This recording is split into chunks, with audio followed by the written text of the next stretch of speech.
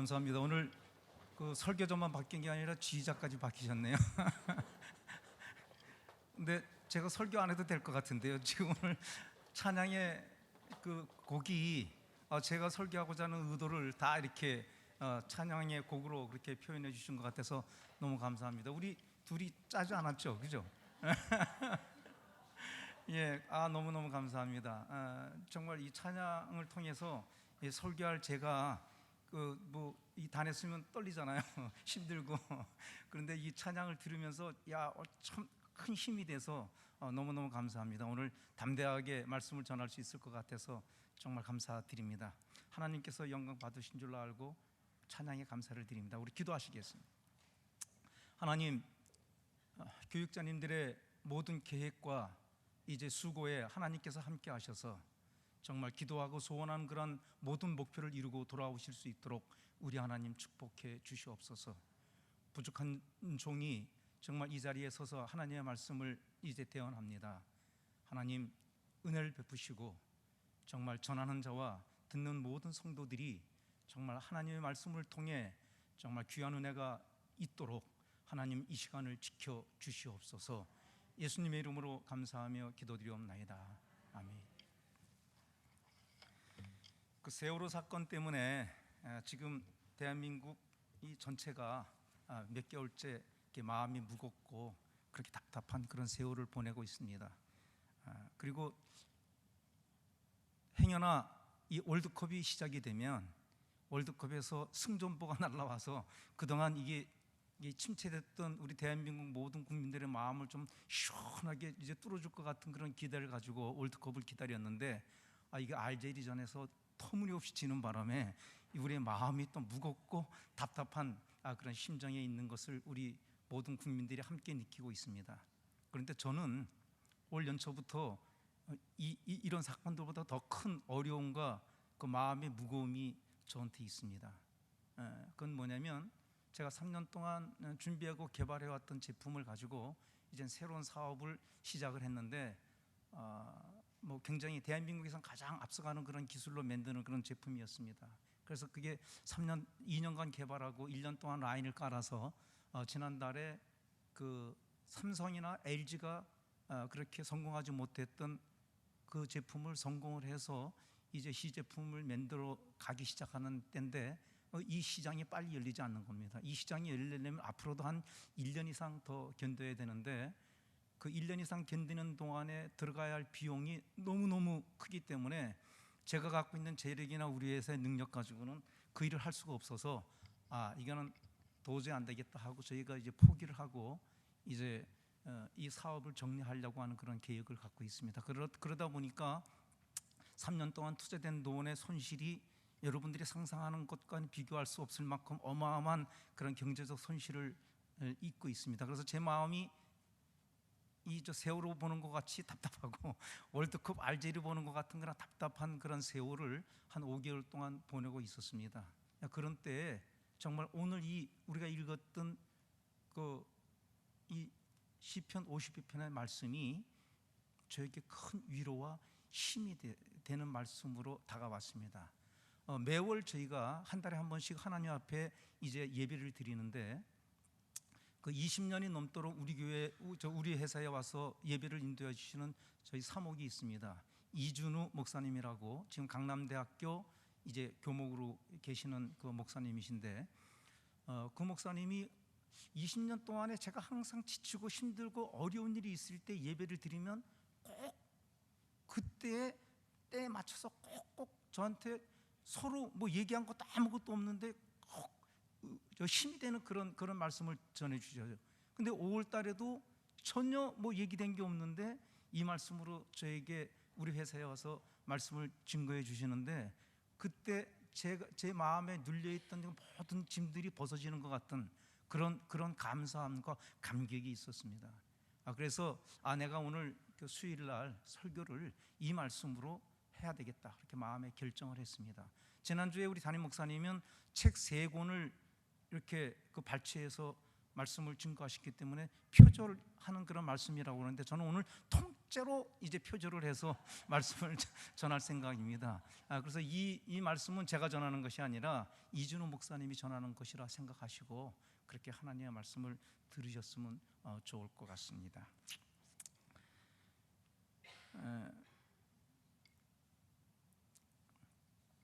그 시편 50여 편에 있는 1절서부터 21절의 말씀을 요약해 보면 21절이 요약의 말씀입니다. 그 21절의 핵심은 이것입니다. 내 짐을 여호와께 맡기라. 왜 내가 혼자 지고 야단이냐? 내가 대신 져주겠다. 그러니 하루하루 조금 더 가벼운 발걸음으로 걸어가라. 나 여호와 내가 있지 않느냐? 이것이 하나님께서 우리에게 지금 전하시고 싶어하는 그런 내용입니다.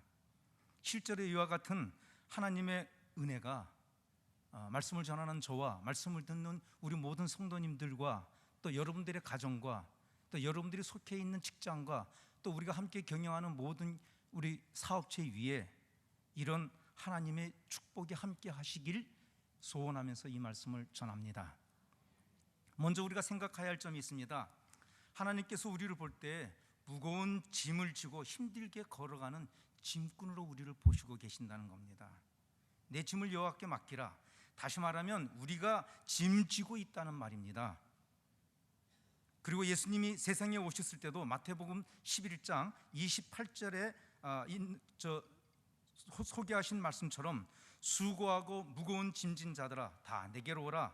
내가 너희를 쉬게 하리라고 말씀하신 것을 보면 예수님 역시 우리 모두가 짐진 자라고 그렇게 인정하고 계시는 것을 볼 수 있습니다.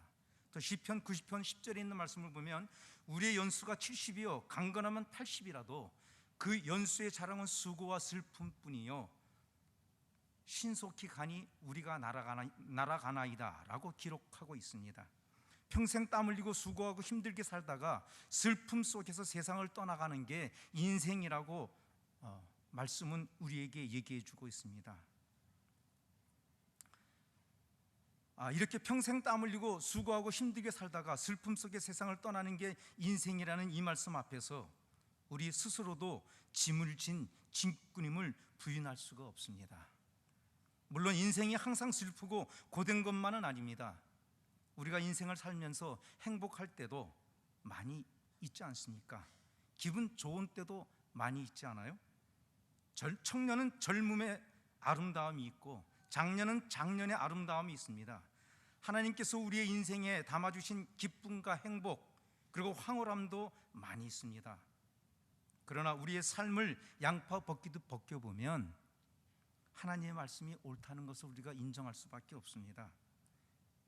근심의 짐, 고통의 짐, 불안의 짐, 두려움의 짐, 질병의 짐, 말을 하자면 끝없는 많은 짐들을 우리가 지고 힘들게 살아가고 있는 게 우리의 지금 사는 모습이 아닌가, 또 그런 생각을 부인할 수가 없습니다.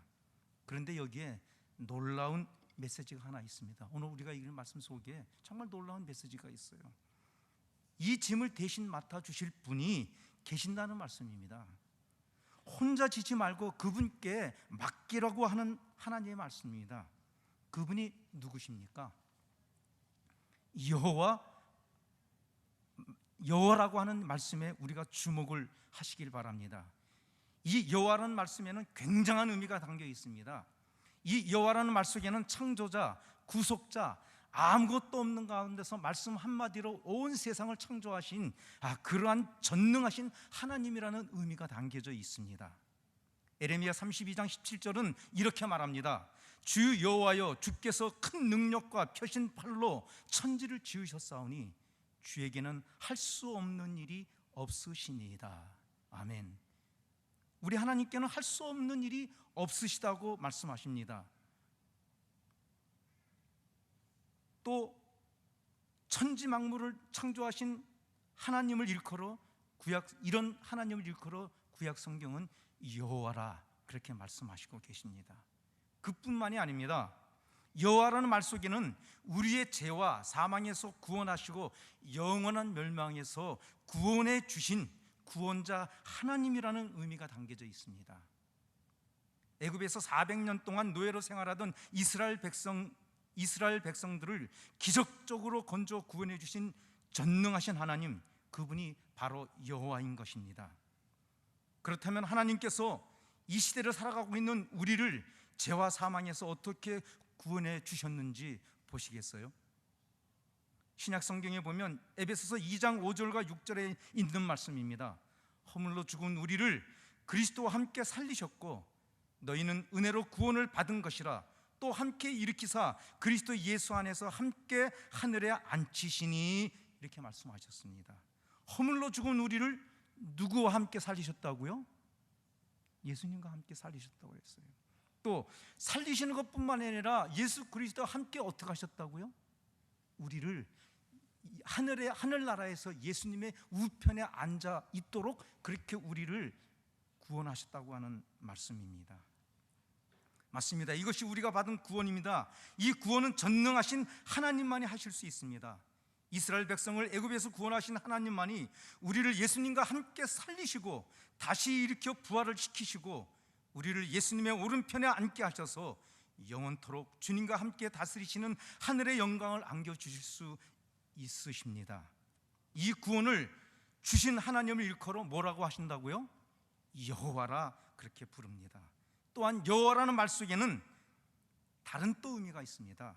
우리를 불쌍히 여기시는 하나님 아버지라는 정말 의미가 강하게 담겨 있는 것을 우리가 볼 수 있습니다. 시편 103편 13절 14절 말씀입니다. 아버지가 자식을 국률이 여긴같이 여호와께서는 자기를 경외하는 자를 국률이 여기시나니 이는 그가 우리의 체질을 아시며 우리가 단지 먼지뿐임을 기억하심이로다. 먼지같이 초라하고 보잘것없는, 그리고 있으나 마나한 존재처럼 나약한 우리를 전능하신 하나님이 불쌍히 여기시는 것입니다. 이 놀라운 이름을 가진 하나님께서 오늘 우리에게 말씀하십니다. 내가 내 짐을 맡아주마. 이처럼 감사한 일이 또 어디 있겠습니까? 여기에 한 번 더 말씀을 통해 우리에게 하나님은 감동을 주시기를 원합니다. 그 말씀은 시편 68편 19절 말씀입니다. 이 말씀은 우리 본문과 가까우기 때문에 한번 찾아보겠습니다. 그리고 다 같이 한번 통독하겠습니다. 시편 68편 19절 말씀입니다. 다 찾으셨어요? 그럼 같이 합독하겠습니다. 시작. 날마다 우리 짐을 지시는 주 곧 우리의 구원이신 하나님을 찬송할지로다. 아멘. 여기다 줄 그세요. 날마다 우리 짐을 지시는 주 곧 우리 구원이신 누구를 찬송한다고요? 하나님을 찬송한다는 겁니다. 우리의 짐을 한 번 져주고 생각날 때마다 져주고 필요에 의해서 져주는 것이 아니라 우리의 짐을 하나님이 어떻게 하신다고요? 날마다 져주신다고 합니다. 이처럼 가슴 뛰는 하나님의 말씀이 또 어디 있겠습니까? 당장 우리의 짐을 다 맡기고 싶지 않습니까? 날마다 우리의 짐을 이 하나님께 맡기고 싶지 않으세요? 그러면 자연스럽게 따라오는 질문이 하나 있습니다. 어떻게 해야 우리의 짐을 그분께 맡길 수 있는가? 그게 중요하지 않겠어요? 하나님은 어떻게 하면 내 짐을 그것도 날마다 맡길 수 있을까? 라고 하는 사실을 우리가 오늘 봉독해 올린 이 본문 말씀에서 찾을 수 있습니다. 오늘 본문 시편 55편을 기록한 다윗에게서 우리는 배울 수 있습니다. 다윗은 10대 때부터 혹독한 시련을 겪으면서 젊은 삶을 살아왔습니다. 자기 목숨을 노리는 원수를 피해 도망 다니는 신세였기 때문에 시도 때도 없이 근심과 공포와 답답함이 정말 탄식 가운데 하루하루를 살고 있었습니다. 그래서 오늘 본문 말씀 1절에서 8절까지를 보면 알 수 있듯이 할 수만 있으면 비둘기처럼 날아서 훌훌 날아서 정말 무거운 짐 다 벗고 그리고 신음하는 환경을 떠나서 그렇게 도망가고 싶어 했다고 성경은 얘기하고 있습니다. 그런 형편에서 그가 할 수 있는 일이란 답답할 때마다 여호와 하나님 아버지께 자기의 짐을 맡기는 것이었습니다. 양식이 떨어질 때도 여호와 하나님 아버지, 숨을 곳을 찾지 못해 초조할 때도 여호와 하나님 아버지, 그렇게 고백했습니다. 불안하고 떨릴 때도 뭐라고 고백했을까요? 여호와 하나님 아버지라고 그렇게 고백했습니다. 사울이 쫓아온다는 정보를 듣게 될 때도 뭐라고요? 여호와 아버지라고, 여호와 하나님 아버지라고 그렇게 고백했습니다. 또 잠이 오지 않아서 뒤척일 때도 뭐라고요? 여호와 하나님 아버지라고 불렀습니다.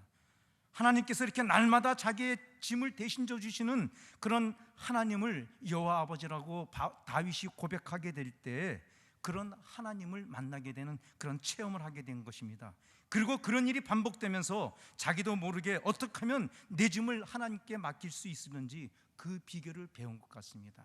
그래서 이 피난길에서 하나님께서 다윗과 함께 하신 그런 많은 사건들을 보면 다윗이 얼마나 기도함으로 그런 많은 삶의 체험을, 하나님을, 아버지를 내가 믿고 그에게 구할 때 그 하나님께서 나의 기도를 들어주셨는가라고 하는 것을 이 다윗은 오늘 이 성경에서 고백하고 있는 것입니다. 그래서 다윗은 큰 소리로 고백합니다. 내 짐을 여호와께 맡기라. 그가 너를 붙드시고 의인의 요동함이 영원히 허락하지 아니하시리로다. 이것이야말로 다윗이 체험적인 신앙 고백이라고 할 수 있습니다. 실제로 어려운 일을 만났을 때 날마다 자신의 짐을 하나님께 맡기면서 매달려 보니 정말 하나님이 짐을 맡아주시는 것을 체험했기 때문입니다. 그러면서 이러한 체험을 우리 모든 성도님들도 할 수 있다고 다윗은 초청하고 있습니다. 그렇다면 다윗이 하나님께 짐을 맡기는 구체적인 그런 그 비결은 어디서 얻었던 것일까요? 우리는 본문에서 찾아볼 수 있습니다. 1절 말씀을 보시겠습니다. 하나님이여 내 기도에 귀를 기울이시고 내가 간구할 때 숨지 마소서. 내가 기도할 때 내 기도를 들으시고 하나님이 숨지 않으시는 그런 하나님이라는 사실을 다윗은 확신했다는 말입니다. 16절 말씀입니다. 나는 하나님께 부르짖으리니 여호와께서 나를 어떻게 하신다고요? 구원하시겠다 그랬어요. 내 기도를 들으시고 다윗을 그 구렁텅이에서, 사망의 골짜기에서 구원하시겠다는 게, 자기를 쫓아 자기 생명을 노리고 쫓아오는 자기의 대적에게서 자기의 생명을 구원하시겠다는 게 다윗의 고백이라는 거죠. 그 하나님을 믿고 이렇게 그 하나님 앞에 간구했다는 겁니다. 또 17절 말씀입니다. 저녁과 아침에 정오에 내가 근심하여 탄식하리니 여호와께서 내 소리를 어떤다고요? 들으신다고 하셨습니다. 정말 아침과 정오와 내가 근심하여 탄식할 때마다 여호와 하나님께서 어떻게 하신다고요? 다윗의 기도를 들으셨다 그렇게 고백하고 있습니다. 그래서 다윗은 고백합니다. 날마다 나와 함께 하시는 하나님, 내 짐을 지시는 그런 하나님이 나의 여호와 하나님이 된다고 하는 사실을 이렇게 다윗은 이 시편 55편에 고백하고 있습니다.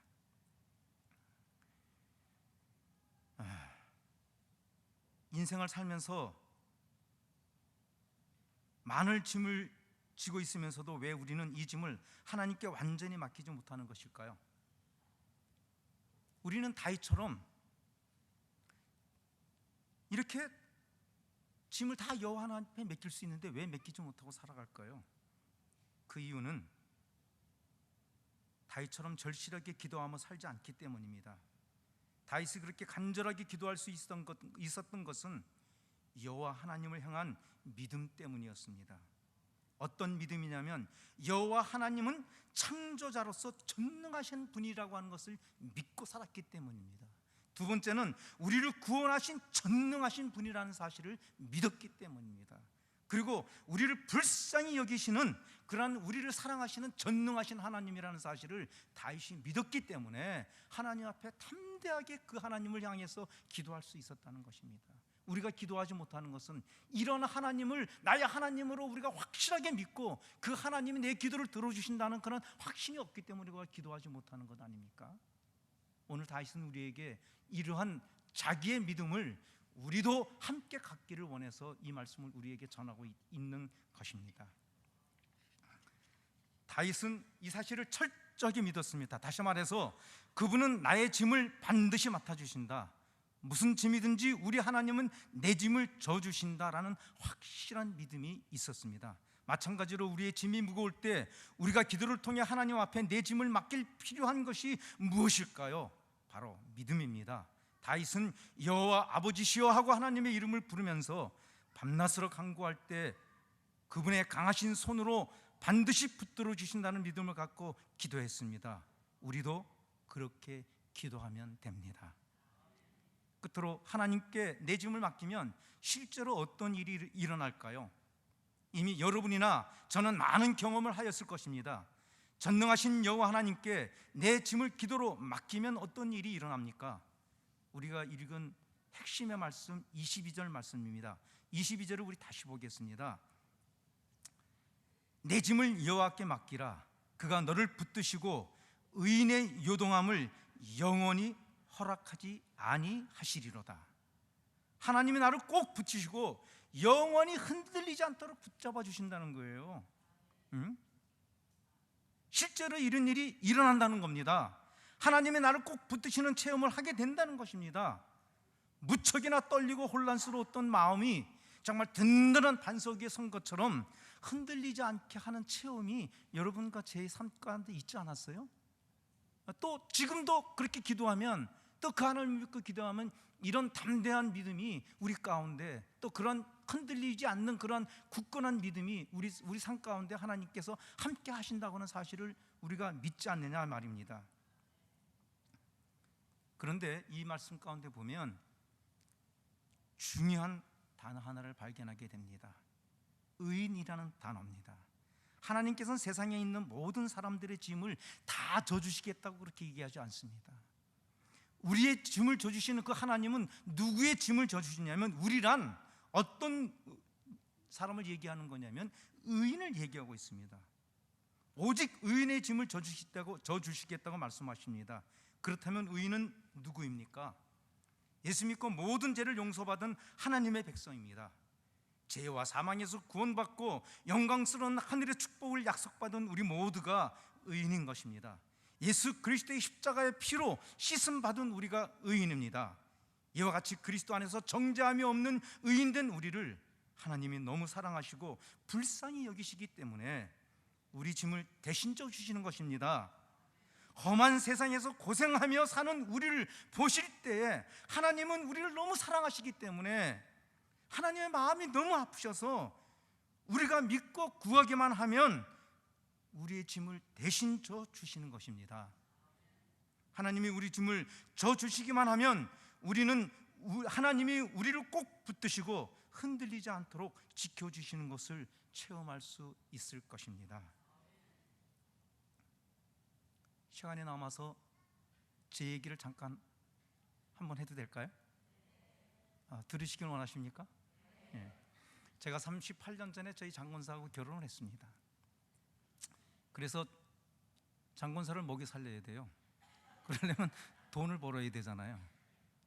그래서 생각을 했는데, 직장을 구하려고 생각하니까 변변한 고등학교도 졸업하지 못하고 대학 검정고시를 합격하고 대학을 가지 못한 저에게는 받아줄 만한 직장이 이렇게 별로 없었습니다. 그런데 더 큰 걱정은, 날 받아준다고 할지라도 내가 주의를 지키면서 그렇게 일할 수 있는 직장이 제게는 아무리 생각해보다 단 한 군데도 없다는 거예요. 장군사를 먹여 살리고 나도 같이 먹고 살아야 되는데, 이 가정을 꾸렸으니 먹고 독립해서 살아야 될 거 아닙니까? 근데 직장 생활을 하려고 그러는데 뭐 어떻게든지 해서 먹고 살 수는 있겠는데 주의를 지킬 수 있는 직장을 구할 수가 없다는 거예요. 그래서 기도하고 고민을 했습니다. 그런데 하나님이 어떤 지혜를 주시는 거 아니? 야, 네가 사업하면 되잖아. 네가 사장이 되면 되잖아. 이제 그런 생각을 마음에 주셨어요. 그러고 있는데, 그렇다면 돈이 있어야 사업할 거 아니겠어요? 땡전 한 푼 없는데. 그래서 고민을 했습니다. 그래서 하루는 그 아주 가까운 친척을 찾아가서 부탁을 드렸습니다. 저한테 돈 300만 원만 빌려주면 내가 그걸 사업을 해서 은혜에 보답하겠다. 그랬더니 그분이 주저함 없이 300만 원을 빌려주셨어요. 그래서 전셋집 얻고 전세 가게 얻고 그걸로 전화기 사고, 그리고 그걸로 물건을 사서 청계천에서 장사를 시작을 했습니다. 그래서 그 청계천에 주일날 한 곳도 문을 닫는 집이 없는데 저는 문을 닫았어요. 그러니까 문을 닫으니까 이제 시작한 놈이 문을 닫는다고 옆에서 막 난리예요. 그래도 저는 인간관계를 잘 맺어서 그 사람들하고 잘 사귀고 해가지고 주일날 문 닫아도 문제가 생기지 않도록 그렇게 하고 주의를 지키면서 그 사업을 했습니다. 그래서 하나님께서 정말 매달 매출액이 커가도록 하나님께서 축복해 주셨어요. 주의를 지키는데도 불구하고, 주의를 문을 닫는데도 불구하고 하나님은 계속 성장할 수 있도록 만들어 주셨어요. 그러던 어느 해에 85년도에 제가 매출액이 한 4천만 원이 되던 해에 한 달 매출액이 한 4천만 원 될 때에 부도가 났습니다. 부도를 한 달 사이에 부도를 한 10여 군데서 부도를 맞았는데 그 2억 8천 몇백만 원이라고 하는 큰 부도를 맞았습니다. 매출액 4천만 원이 한 달에 할 때 2억 8천만 원이 넘는 부도를 맞았다고 하는 얘기는 세상 사람들이 다 야 이제 고진성이는 죽었다.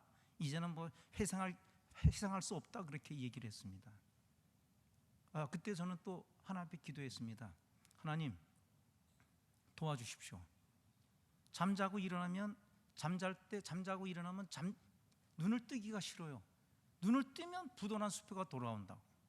이게 2억 8천만 원이라는 부도가 그 어음이 장수로 한 30장이 넘는 장수예요. 그러니까 이게 계속 눈만 뜨면 돌아오는 거예요. 그래서 저는 그때 고민을 했어요. 이걸 어떻게 해야 되나? 진짜 이거 다 계산해 보니까 있는 기계 팔고 뭐 외상 채권 다 정리하면 직원들 퇴직금 주고 또 은행에서 빌린 빚 다 갖고 하면 플러스 마이너스 뭐 똔똔 이렇게 될 것 같아요. 그래서 야 이거 다 지금 정리해서 다 정리하고 끝을 낼까 하는 거는 고민하고 있다가 저를 그래도 사랑하고 또 저를 늘 격려해 주는 그런 제가 잘 아는 사장님을 찾아가서 부탁을 했습니다. 내가 이렇게 부도가 났으니 어음을 좀 빌려 주십시오. 내가 석 달 뒤에 갚겠습니다. 그래서 그때는 또 다시 한번 어음을 또 끊어주면 일주일 전에 끊어주면 그 어음을 가지고 와리깡을 해서 할인을 해서 그 먼저 받았던 원금을 갚고 또 그 다음 또 한 석 달이 돌아오면 또 어음을 빌려서 또 갚고 그렇게 할 테니까 어음을 빌려달라 그랬더니 군말 없이 어음을 빌려주시는 겁니다. 이게 정말 하나님께서 하시지 않으면 할 수 없는 일을 그렇게 해주셨어요. 그래서 저는 그 어음을 받아가지고 나와서 이제 부도를 맞겠다고 나오다가 갑자기 그 앞에 삼양중기라고 하는 회사가 눈에 들어와요. 야, 이 돈 가지고 어음을 가지고 부도를 막으면 계속해서 뭐 또 받고 뭐 이런 게 계속될 텐데 이게 언제까지 갈까? 근데 어떤 생각을 하나님이 주시냐면 야, 이 돈 가지고 기계를 사라. 기계를 사자 그런 생각이 들었어요. 그래서 이 어음 받아가지고 부도난 걸 막겠다고 돈을 받아가지고 와서는 그 수표를 가지고 어음을 가지고 기계 세대를 프레스 세대를 샀습니다. 그래서 4대가 있던 기계가 7대가 됐어요. 그리고 6개월이 지나니까 한 달에 4천만 원 매출하던 매출이 8천만 원으로 매출이 뛰어올랐어요. 그래서 그 매출이 이렇게 커지니까 거기서 나는 이익이 많아서 그거로다가 또 부도 나오는 걸 갖고 그래서 3년 동안 그 어음을 빌려서 또 갖고 또 빌려서 갖고 하다가 3년 만에 그 모든 2억 8천만 원이 넘는 그 빚을 다 갚았습니다. 근데 저는 단 1원도 부도난 돈을 받을 수가 없었어요. 주지는 않으니까. 다 망한 사람들, 또 그 사람들한테 돈을 받겠다고 쫓아다니는 시간에 차라리 내가 돈을 버는 게 더 낫지. 그거 쫓아다니면 스트레스 받고 그래서 다 포기하자. 그리고 그렇게 하고 제가 앞을 보고 그렇게 매출을 더 키우는 게 더 답이다. 그렇게 생각하고 해서 3년 만에 빚을 다 갚고 그리고 더 어음을 빌리지 않게 되는 그런 하나님의 은혜를 체험을 했습니다.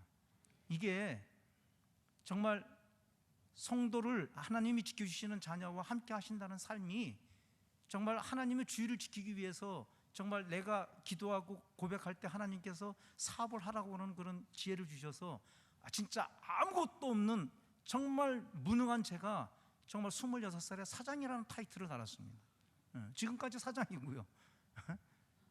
그래서 너무너무 감사하잖아요. 하나님이 이렇게 정말 하나님을 찾고 하나님 앞에 기도하는 사람을 그 하나님이 당신의 백성을 지키시고 보호한다는 사실을 제가 38년 동안 그렇게 느끼면서 살아왔어요.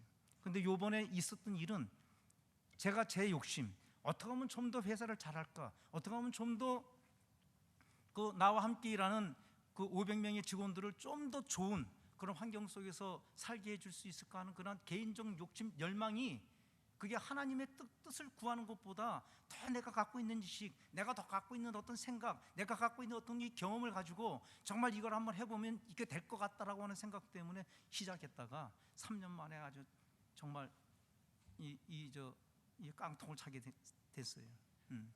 그러나 내가 지금이라도 후회하면서 기도하는 것은 정말 오늘 이 시편 52편에 다윗이 기도했던 이 기도처럼, 이 말씀처럼 오늘 내가 그 하나님 앞에 잘못을 회개하고 내가 정말 하나님의 뜻을 더 아뢰고 그 하나님과 함께 그 하나님을 믿고 기도하면 제가 이 모든 어려움과 이 모든 환난을 극복하고 충분히 이겨낼 수 있을 거라고 그렇게 생각해요. 만약에 이게 안 된다고 할지라도, 이게 하나님께서 들어주시 않는다고 할지라도 저는 하나도 후회할 것 없고 또 하나도 하나님을 원망할 게 없다는 겁니다. 그리고 감사할 것만 있다는 겁니다. 왜냐하면 아무것도 없는 내가 38년 동안 사장이라는 타이틀을 가지고 살았고 또 그걸로 또 먹고 살았고 내가 주머니에 갖고 있는 거 아무것도 없이 살았는데 이제 38년 동안 이제 경연 너 이제 뭐 쉬어라 그렇게 하는 그런 사인으로 듣고 쉬면 또 얼마나 이게 또 좋은 일이냐 그렇게 생각합니다. 그래서 제가 생각할 때 하나님 앞에 뭐 하나 이 일 때문에 고민되어지고 또 슬퍼하고 할 게 없어요. 그래서 제가 저희 장군사랑 요번에 우리 이럴 때 전도 폭발하자 그래가지고 전도 폭발을 신청해가지고 전도 폭발을 같이 하는데 얼마나 제 영적으로 내 마음에 기쁨과 감격이 있는지 몰라요.